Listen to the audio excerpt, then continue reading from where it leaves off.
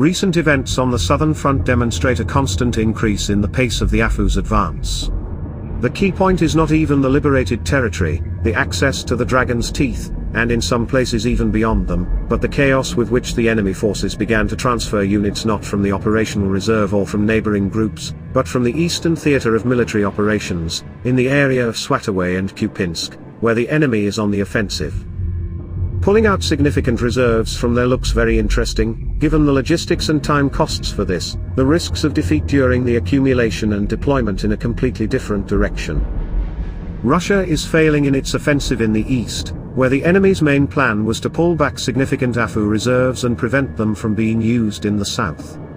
The Russian command planned to realize at least one of the three goals: exit to Kupinsk, exit to Borova and cutting the AFU grouping, exit to Liman and as a consequence still semi-enveloping the Siversk AFU grouping. To realize the goals, the enemy carried out three massive offensives, achieving in the first days relatively uncritical results. The enemy's advance was not only localized, but also began the reverse displacement.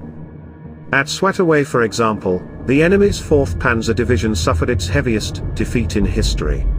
The Russians planned a major offensive using tanks as a maneuvering force to break through the Ukrainian armed forces' defense. But the FPV drones effectively interfered with this plan and all the tanks were destroyed. Yes, there are indeed brigades that the Ukrainians put in additionally that could be called reserve brigades, but they were not on the scale the enemy had hoped for because the desired escalation was not achieved. The key to all of this was timing.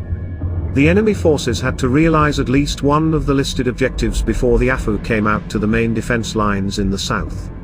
The AFU came out, and the occupiers did not realize their goals. Ukrainian troops are now already between the first and second lines of defense of the Russian armed forces. The destruction of those Russian units that are retreating to the second line in the breakthrough zone is underway. The calculation by the Russian command was that the Ukrainian armed forces would not be able to break through even the first line of defense.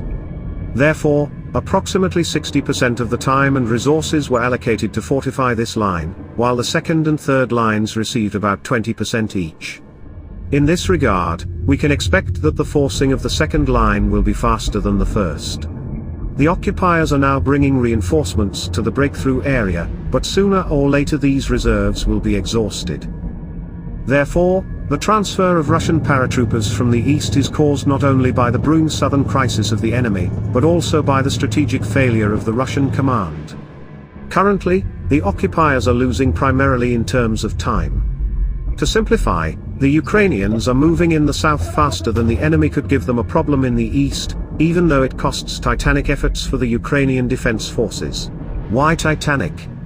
Because they lack the artillery support that the Ukrainian armed forces have in the south, and this is forced but logical. In the east, the Ukrainian armed forces are holding back the offensive with limited resources, so that they have something to advance with in the south. And the steadiness with which they will hold in the east will directly affect the offensive in the south.